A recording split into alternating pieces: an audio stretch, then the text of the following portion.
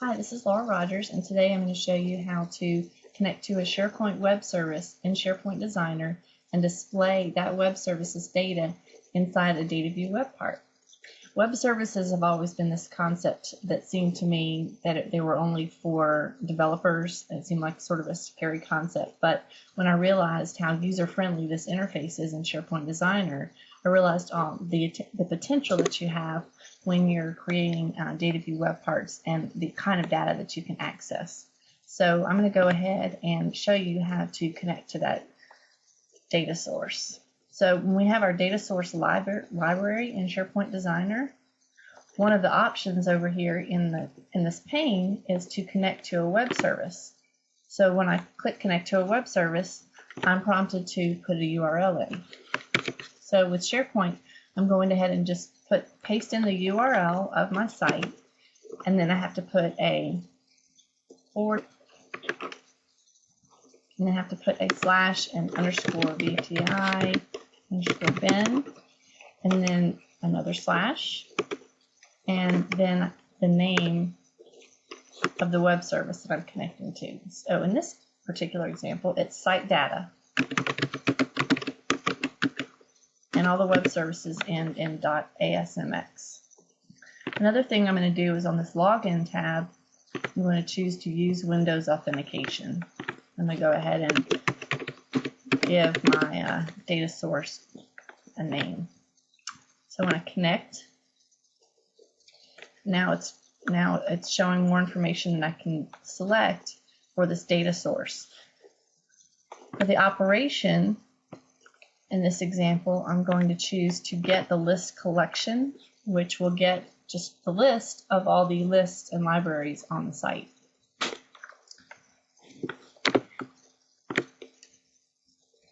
Now that I've clicked OK, I have this new site data XML web service in the data source library pane.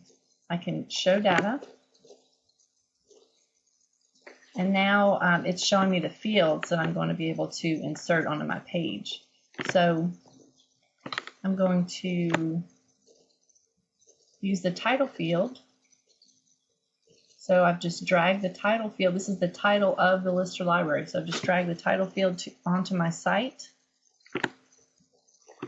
I can easily make this title a hyperlink. There's a field inside in this data that's called default view URL, and that will give me a link to that information. So I'm going to make it display the title and link to that default view URL for that particular list. So now each of these items is a URL. Another thing I can do is filter this data. So I've got this base type and base template, and as I scroll through the records in this list, I can see that document library is a base template. And it's also a base type. So I'm going to go ahead and pick the base type of document library.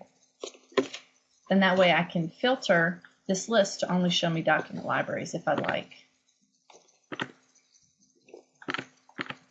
Base type equals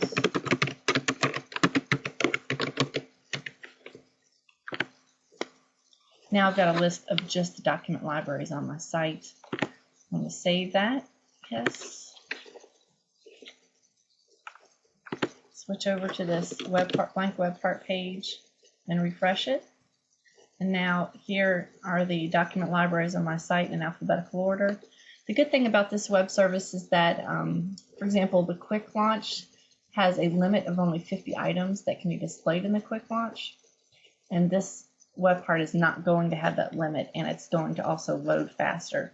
So this is just another option that you have for displaying all of the lists and libraries on your site in its own web part. So what I would do next is take this web part, export it, and then import it onto the home page of my site or wherever I want it to be displayed. Thanks.